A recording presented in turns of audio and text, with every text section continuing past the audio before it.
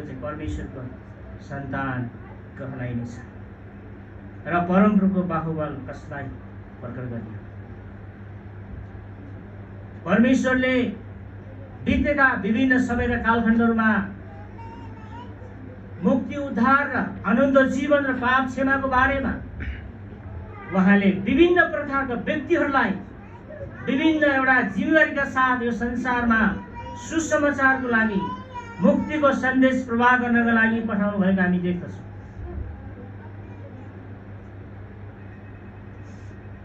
अनि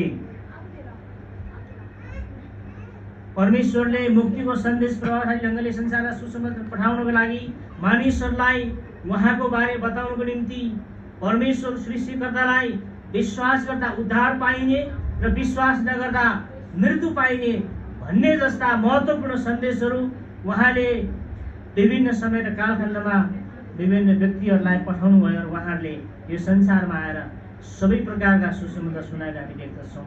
अनि त्यसपछि जतिजनाले उहाँले पठाउनु भएको अभिषिक्त जनहरूद्वारा प्रचार गरिएका सुसमाचारहरूमा विश्वास गरे, भविष्यवाणी अगाडि विश्वास गरे, उनीहरू स्वतः बचाइए।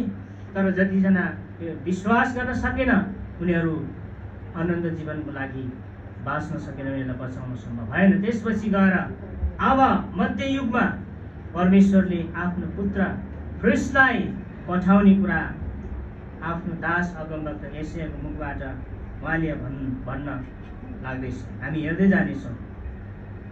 अनि उहाँको सामु कलिलो बोट जस्तो र सुक्खा जमिनबाट निस्केको जरो जस्तो बढ्यो। उसित हामीलाई आकर्षण गर्ने न केही सुन्दरता न त महत्त्व नै थियो। उसको अनुहारमा हामीलाई मनपर्ने केही थिएन। अनि अब प्रभु यीशु ख्रीष्टको बारेमा यहाँनिर यशायाले भन्दैछ, अब यो संसारमा मध्ययुगमा परमेश्वरको पुत्र भनिने ख्रीष्ट आउनुहुनेछ। अनि उहाँको स्वरूप, उहाँको सुन्दरता, उहाँको बनावट चाहिँ हामी मानिसभन्दा केही पनि फरक हुने छैन, केही पनि फरक हुने छैन। हामी जस्ता छौँ।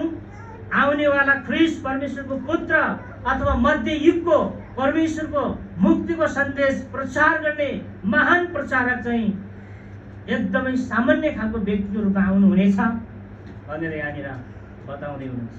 यो बडो गम्भीर शब्द छ। अनि यो शब्दभित्र एकदमै गम्भीर रहस्यहरू लुकेर हामी पाउँदछौँ। र यसैले भन्दछ, उहाँको सामु कलिलो बोट जस्तो र सुक्खा जमिनबाट निस्केको जरो जस्तो बढ्यो। उसित हामीलाई आकर्षण गर्ने केही सुन्दरता न त महत्त्व नै थियो। उसको अनुहारमा हामीलाई मनपर्ने केही थिएन। प्रभु यीशु ख्रीष्टले अब पश्चाताप गर, अब सृष्टिकर्ता परमेश्वरतिर फर्क, सृष्टिकर्ता परमेश्वरलाई चिनेर विश्वास गर र तिमीहरू अनन्त जीवनको लागि बाँच्ने छौ। तिमीले आफ्नो पापहरू स्वीकार गर र परमेश्वर परमप्रभुतिर फर्क। म चाहिँ परमेश्वरको पुत्र ख्रीष्ट हो भनेर मानिसहरूलाई प्रचार गर्दै गर्दाखेरि त्यहाँनिर धेरै मानिसहरूले ख्रीष्टलाई इन्कार गरेको हामी देख्दछौँ। मध्ययुगमा पहिलो शताब्दीमा प्रभु यीशु ख्रीष्टको समयमा। अनि किन ख्रीष्टलाई इन्कार गरे? किनकि प्रभु यीशु ख्रीष्टको स्वरूप, उहाँको बनावट चाहिँ कस्तो थियो? तपाईँ र मेरो जस्तै थियो। त्यसकारणले मानिसहरूले सोचे, मानिसहरूले बुझे, हामी पनि मानिस नै हो, हाम्रो पनि स्वरूप त्यस्तै छ। हामीलाई प्रचार गर्दै गरेको व्यक्ति पनि मानिस नै हो त, एउटा सिकर्मीको छोरो हो अनि मरियमको छोरो हो, उसमा कुनै भिन्नता छैन, कुनै फरक छैन। त्यसकारणले हामीले कसरी विश्वास गर्छौँ?